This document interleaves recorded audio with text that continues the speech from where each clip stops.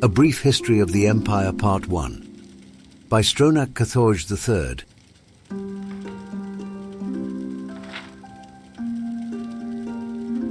All Tamriel was in chaos. The poet Trasisis called that period of continuous unrest days and nights of blood and venom. The kings were a petty lot of grasping tyrants who fought Tiber's attempts to bring order to the land. But they were as disorganized as they were dissolute, and the strong hand of Septim brought peace forcibly to Tamriel. The year was 2E896. The following year, the emperor declared the beginning of a new era. Thus began the third era, year Ort. For 38 years, the Emperor Tiber reigned supreme. It was a lawful, pious, and glorious age when justice was known to one and all, from serf to sovereign. On Tiber's death, it reigned for an entire fortnight, as if the land of Tamriel itself was weeping. The emperor's grandson Pelagius came to the throne. Though his reign was short, he was as strong and resolute as his father had been, and Tamriel could have enjoyed a continuation of the Golden Age. Alas, an unknown enemy of the Septim family hired that accursed organization of cutthroats, the Dark Brotherhood, to kill the Emperor Pelagius Septim as he knelt at prayer at the Temple of the One in the imperial city. Pelagius Septim's reign lasted less than 3 years. Merlin, what are you doing here?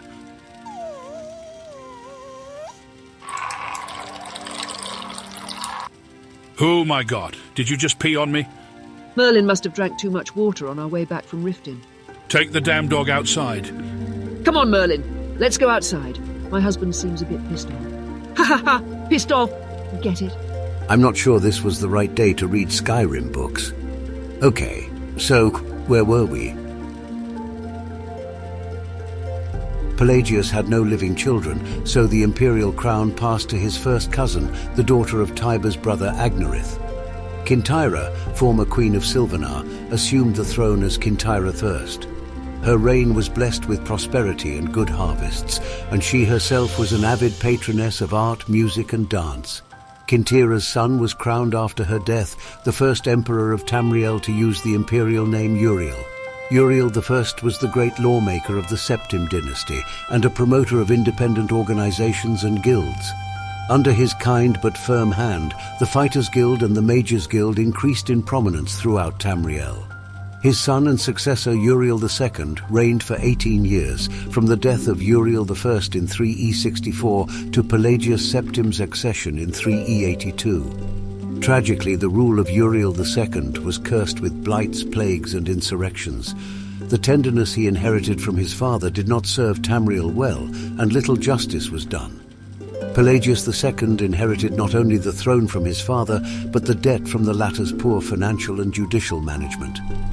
Pelagius dismissed all of the elder council and allowed only those willing to pay great sums to resume their seats.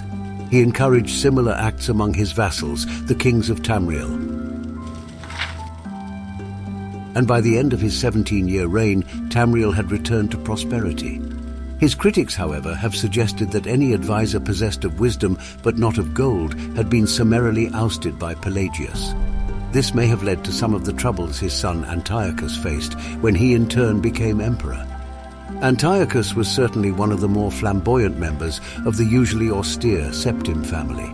He had numerous mistresses and nearly as many wives, and was renowned for the grandeur of his dress and his high good humor. Unfortunately, his reign was rife with civil war, surpassing even that of his grandfather Uriel II. The War of the Isle in 3E110, 12 years after Antiochus assumed the throne, nearly took the province of Somerset Isle away from Tamriel. The united alliance of the kings of Somerset and Antiochus only managed to defeat King Orgum of the island kingdom of Piandonea due to a freak storm. Legend credits the Sigic order of the Isle of Artium with the sorcery behind the tempest. The story of Kintyra II, heiress to her father Antiochus's throne, is certainly one of the saddest tales in imperial history. Her first cousin Uriel, son of Queen Potema of Solitude, accused Kintyra of being a bastard, alluding to the infamous decadence of the imperial city during her father's reign. When this accusation failed to stop her coronation, Uriel bought the support of several disgruntled kings of High Rock, Skyrim and Morrowind, and with Queen Potema's assistance, he coordinated 3 attacks on the Septim Empire. The first attack occurred in the Iliac Bay region, which separates High Rock and Hammerfell. Kintira's entourage was massacred and the Empress taken captive. For 2 years, Kintira II languished in an imperial prison believed to be somewhere in Glenpoint or Glenmoral before she was slain in her cell under mysterious circumstances. The second attack was on a series of imperial garrisons along the coastal Morrowind Islands. The Empress's consort, Contin Arynx, fell defending the forts. The third and final attack was a siege of the imperial city itself, occurring after the Elder Council had split up the army to attack western High Rock and eastern Morrowind. The weakened government had little defense against Uriel's determined aggression and capitulated after only a fortnight of resistance. Uriel took the throne that same evening and proclaimed himself Uriel III, Emperor of Tamriel. The year was 3E121. Thus began the War of the Red Diamond, described in Volume 2 of this series.